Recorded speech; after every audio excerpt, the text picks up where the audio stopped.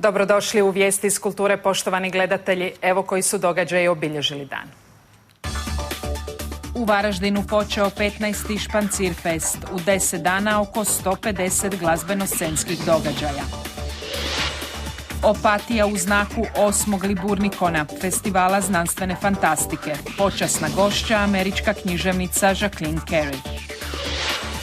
U Solinu otvoren 9. međunarodni festival karikatura, izlaže 90 autora iz cijeloga svijeta. U Varaždinu je počeo 15. Špancir fest. Na ulice i trgove izašli su ulični zabavljači, performeri i likovnjaci koji će u sljedećih 10 dana izvesti oko 150 različitih glazbeno-scenskih programa.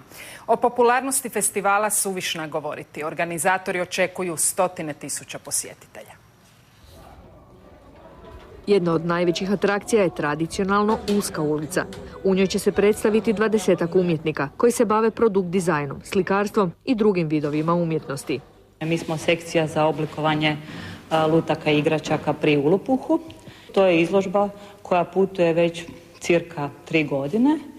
Bila je na svim bitnim festivalima lutkarskim u zemlji i u inozemstvu. Lijepo je ovdje, mislim ovdje već godinama i suprug i ja nastupamo kao ulični zabavljači. A prošle godine i pretprošle je bila izložba u visinama, onih velikih golubova slučajnih prolaznika. A ove godine su došli prijatelji, lutkari i kolege i evo uživamo. A brojni će Varaždinci u neobičnim umjetničkim instalacijama tražiti svoje potrošene stare cipele. Ideja mi je bila da one i dalje izgledaju staro, ali opet i druga inspiracija su nekakvi crno-bijeli filmovi, njemi i tako. Htio sam dobiti tu nekakvu patinu. Sljedećih 10 dana u Varaždinu će biti raznih performera, živih skulptura, glazbenika, parka kreative te brojnih drugih programa.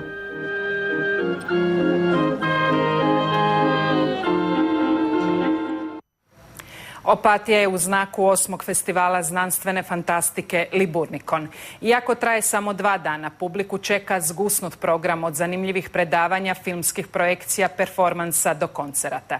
Ove godine sve je u znaku pirata, a stigla je i počasna gošća festivala, američka književnica Jacqueline Carey, za koju pojedini kritičari kažu da je ispisala najljepše stranice suvremene fantastike.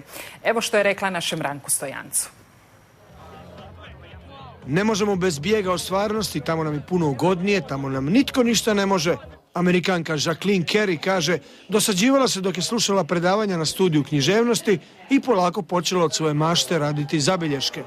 I onda je 2001. od svega toga objavila svoj prvi roman, Kušijelova strijela, magija, mistika, seks, zabava, avantura.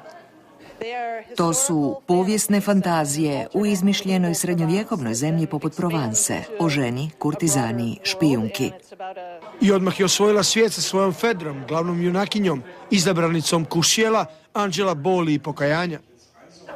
Mislim da nam fikcija može osigurati model na koji način želimo živjeti. Jedan od mojih centralnih modela Kušijelove strijele jest da je ljubav sada žudnja. Mnogi čitatelji uzeli su to kao putokaz. Romani su isključivo za odrasle, puni seksa. Jacqueline Carey samo je jedna od gošći Opatijskog Liburnikona, festivala na kojem možete naći ama baš sve što ima veze sa fantazijom. Do sada smo obrađivali više fantastičnih tema, uglavnom shvatamo teme koje prema vremenskom razdoblju zahvaćaju srednjevjekovlje, znači rani, srednji vijek. Također obrađujemo društvene igre koje su smještene u ta razdoblja, kao što su na primjer Dungeons and Dragons, Pathfinder i slične. I evo ove godine su pirati sjeli kao kruna svega. U 2 dana očekuju gotovo 2000 posjetitelja. Sve se odigrava u osnovnoj školi, tamo gdje odrasli neminovno opet postaju djeca.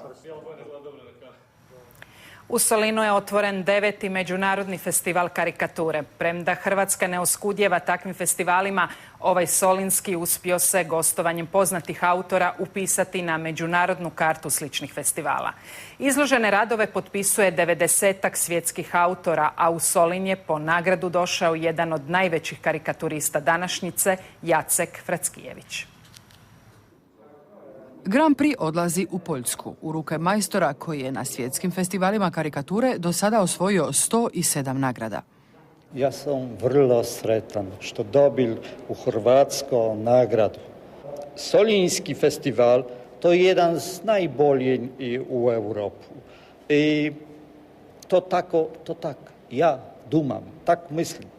Teme festivala iste su kao i prethodnih godina. Arheologija, ponajprije ona solinska, i slobodan izbor. Autorski radovi, duhoviti, nerijetko i provokativni.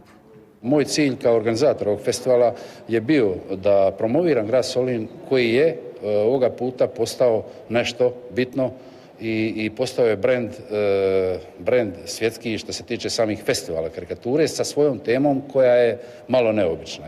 Svjetski nagrađivan hrvatski karikaturist napominje kako je Solinski festival najveći međunarodni kulturni događaj takve vrste u Dalmaciji. Ja se nadam da će do godine na 10. godišnjicu ovaj festival i povećati fond nagrada još i da će to država prepoznati kao jednostavno hrvatski brend. Specijalne nagrade s festivala otišle su u Belgiju, Bugarsku i Češku. Nagradu turističke zajednice dobio je naš karikaturist Svetislav Pinjuh. Festival Orgulja Zagrebačke katedrale ugostio je jednog od najvećih